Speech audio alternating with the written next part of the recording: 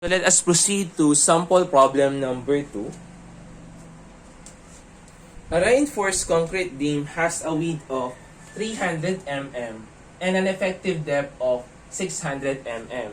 So yung effective depth natin, that is denoted by small letter d. F prime C is equal to 35 megapascal. Fy is 400 megapascal. And dito naman is gagamitin natin is NSCP 2015. So, in our first requirement is to find the value of your raw balance. So, sa pagkuha ng raw balance natin, that is simply 0.85 F prime C beta over Fy multiplied by 600 over 600 plus Fy. So, dito, given naman yung F prime C natin, yung value ng Fy natin. So, problema na lang is what is the value of your beta. So, in computing for your beta, unang-una sa lahat is you must know what provision to be followed. So, dito, NSCP 2015 yung provision natin. Siyempre, mag-iiba yung criteria natin. So, from a limiting value of 30 megapascal sa 2001 NSCP, sa 2015 NSCP, magiging 28 megapascal na siya. So, we're going to compare yung actual value ng F prime C natin na 35 megapascal to the limiting value of 28 megapascal. So, since yung actual natin is greater than to the limiting value of 28 megapascal, so, gagamitin natin itong formula na to in computing for the value of your beta. So, 0.85 minus 0.05 multiplied by yung actual natin na 35, yung F prime C minus yung 28 over 7. So, beta is now equal to the value of 0.18. So, sir, bakit ganito po yung formula natin? So, nakuha to by means of ratio and proportion. And sir, bakit po yung denominator natin dito is 7? Kasi usually, yung F prime C ng mga F prime C ng mga konkreto natin na normal weight is 21. And then, magiging 28. And then, magiging 35. So, usually yung interval nila is 6 sa 7. Kaya yung dinivide natin dito is 7. So, yun yung story kung bakit meron tayong 7 dito sa formula natin in computing for the value of your beta. Since meron na tayong value ng beta natin, makukuha na ngayon natin yung value ng balance steel ratio natin. So, yung F prime C natin, that is 35 megapascal. Yung beta natin, that is 0.80. Fy is 400 megapascal. So, we can now calculate for the value of your raw balance. So, raw balance is now equal to 0.036. Then next, hanapin naman natin yung number of 28 mm bars for SRB with maximum amount for tension control. So, hahanapin natin to. So, dito sinabi sa problem natin na yung with maximum amount for tension control.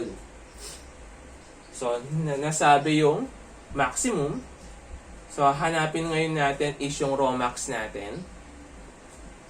Kasi in computing for the value of your number of bars, di ba? Para malaman natin yung value ng kung ilang bakal yung gagamitin natin, kailangan muna nating malaman yung AS natin o yung total area ng reinforcement natin divided by the area of one bar. So, yung AS natin, lagi natin yung nakukuha sa mga steel ratio natin. Kasi, AS is equals to steel ratio multiplied by BD. So, for this example, hanapin muna natin yung value ng AS natin. So, since sinabi dito na maximum amount for tension control, so, in computing for your raw max sa tension control, So our formula for that is 0.85 f prime c beta over fy, and yung magiging multiplier natin dito, that is 3 over 8. Okay? So kung isa-substitute natin yung mga values natin dito, so i-adapt pa rin natin yung pagkuha natin ng beta natin, which is 0.8. This is 0.8. Yung F1 natin, which is equal to 400. And the value of your F prime C na 35. So we can now calculate for the value of your raw max, which now equal to 0.0223. And after computing for the value of your raw max, makukuha na ngayon natin yung value ng area ng steel reinforcement natin. So with that, we have raw max na 0.0223 multiplied by PD. So yung width natin is 300 and the effective depth natin, that is 600. So the value of your AS is now equal to 4,014 mm squared. And for that, para mahanap naman natin yung value ng number of bars natin, so which is usually denoted by capital N. So that is AS, o yung area ng buong reinforcement natin, divided by the area of 1 bar. So yung area ng buong reinforcement natin is 4,014 over, so kailangan daw natin bakal dito is number of 28 mm diameter bars. So yung AS natin yan is yung isang area ng 28 mm na bar. So the value of your N for tension control, that is equal to 6.52 pieces. Kaso nga lang, yung final answer natin dyan is always round down. So yung piraso natin na gagamitin is 6 pieces na lang. Kasi sa commercial naman, kapag bibili ka sa hardware, hindi ka naman makakapag-order ng merong decimal places. So, laging whole number yung pag-order natin. Kasi di ka na makakabili ng kalahati lang.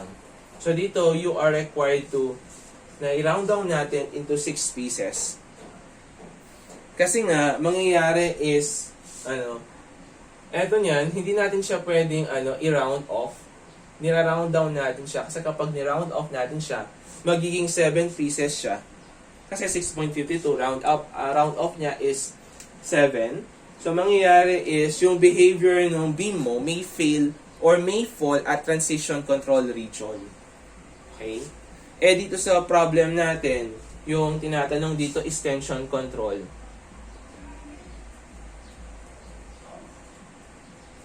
Diba, meron tayong compression control, transition, tapos tension control. So, kailangan is i-round down natin siya para nasa tension control lang siya.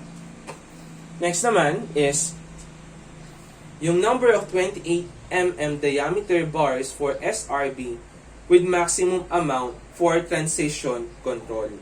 So kapag transition control naman, yung ginagamit nating formula, since sinabi yung ROMA, sinabi yung maximum, sinabi yung term na maximum amount, so gagamitin natin yung ROMAX. Kaso nga lang, for this one is, transition control naman. So, for transition control, that is 0.85 F prime C beta over Fy. So, instead of 3 over 8, so yung gagamitin natin sa transition control, that is 3 over 7 naman. So, same principle lang tayo. We will just substitute yung mga values natin. So, dito, i-substitute natin yung 35. Yung beta 1 naman, that is 0.80. And yung Fy natin na 400.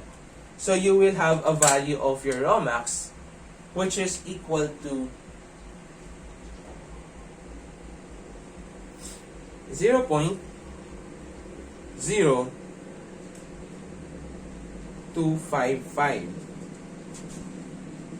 And now, we're going to calculate for the value of your AS. So that is yung still ratio natin na 0.0255 multiplied by the width na 300 and the effective depth na 600. So you have a value of your AS which is equal to 4,590 mm squared. And for the value of your number of steel reinforcement, so yung total area natin na 4,590, i-divide natin yan sa area ng isang bakal. So yung diameter ng bar natin is 28 mm squared. So the value of the number of reinforcement is now equal to 7.45. So round down lang natin siya into 7 pieces. Kasi nga nakalagay dun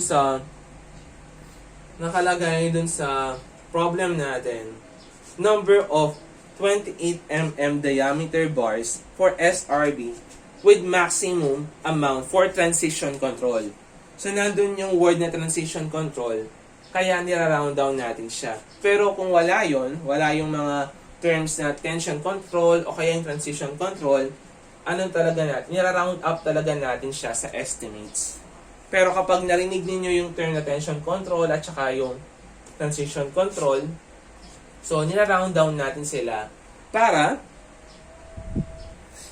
yung behavior ng beam natin always fall dun sa region na kino-consider natin.